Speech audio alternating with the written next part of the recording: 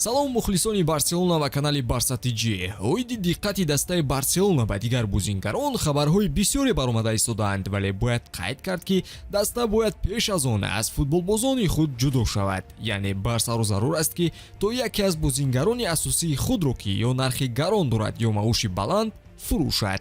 навори мо имрӯз ба ин мавзӯъ бахшида мешавад ва умедворам шумо онро бо лайки худ ва обуна шудан ба канал дастгирӣ хоҳед намуд.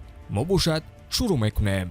дӯстон, навори мо бо дастгирии ширкати 1x омода шудааст. рақобатҳои футболӣ ва дигар навъи варзишро бо хизматрасониҳо ва коэффициентҳои баланди ширкати 1x боз ҳам ҷолибтар гардонед. он ҷо регистратсия осон буда пардохт аз тамоми гӯшаи канори дунё бароятон дастрас мебошад. ана барои обуначиёни канали футбародарон бошад иқдоми махсус омода намудаанд ки дар аввалин пардохт бо помакоди TG Barsa ба ҳисоби шумо то $100 бонус дода мешавад. силкаи заруриро дар комментария мегузорем. ба ҳама муваффақият.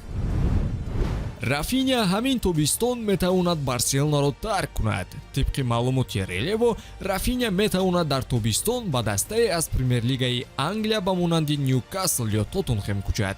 тибқи маълумоти манбаъ, тобистони соли гузашта ҳамлагари бразилиягии 27-сола таваҷҷӯҳи Ньюкаслро ба худ ҷалб карда буд ва дар ин давраи зимистон Рафиня мавриди таваҷҷӯҳи Тоттенхэм қарор гирифт. гуфта мешавад ки Барселона метавонад фурӯши бузингарро барои беҳтар кардани вазъи молиявии худ баррасӣ кунад. ёдовар мешавем ки шартномаи Рафиня то тобистони соли 2027 ба нақша гирифта шудааст. дар мавсими ҷорӣ футболбози бразилиягӣ 20 бозӣ анҷом дод ки дар онҳо 4 гол зада 7 ассистро ҳам ба номаш муҳр задааст. ояндаи Френки де Йонг мисли пештара норӯшан боқӣ мемонад. тибқи маълумоти Релева, бузингар ҳоло ба тарки Барселона кардан наздиктар аст. шаби гузашта дар барномаи ONZD Sport рӯзноманигор Луис Канут изҳор дошт ки Хаубек мавқеи худро тағйир додааст ва ҳоло омода аст тарки бошгоҳ кунад. 2 сол пеш Манчестер Юнайтед ба ӯ таваҷҷӯҳ дошт ва Лапорта онро тасдиқ карда буд ки барои футболбоз 100 миллион евро пешниҳод шудааст, аммо худи Де Йонг аз рафтан саркашӣ кардааст. ин тобистон вазъ дигар мешавад. бо вуҷуди он ки ӯ як бузингари муҳим барои Хави буд, Канут шаҳр дод ки Де Йонг аз вазъи кунунии Барса ноумед аст. вай фикр мекунад ки интизориҳое ки бо даста шартнома баст амалӣ нашудаанд. иҷро нашудани нақшаи варзишии солҳои охир дар якҷоягӣ бо буҳрони иқтисодӣ ба Барса имкон надод ки барои Лигаи Чемпионҳо мубориза барад, ки ин хоҳиши асосии Френки вақти бо Барселона шартнома бастан буд. мувофиқи маълумоти Релева, Барса ба Де Йонг шубҳа дорад. бозии ӯ ба интизориҳо мувофиқа намекунад ва Барселона зидди рафтани ӯ нахоҳад буд. каталониҳо бояд тобистон аз яке аз бозингарони асосияш ҷудо шавад ки Френки дар он рӯйхат ҷой дорад. изҳороти манбаъҳо ба суханони Деку мухолифанд, чун ӯ аз фурӯши бозингаре ишора ҳам накарда буд. Деку чунин изҳорот дода буд ки фурӯши Араухо ё Де Йонг хато хоҳад буд. сарфи назар аз суханони ӯ, амалҳо метавонанд дилховахт дигаргун шаванд.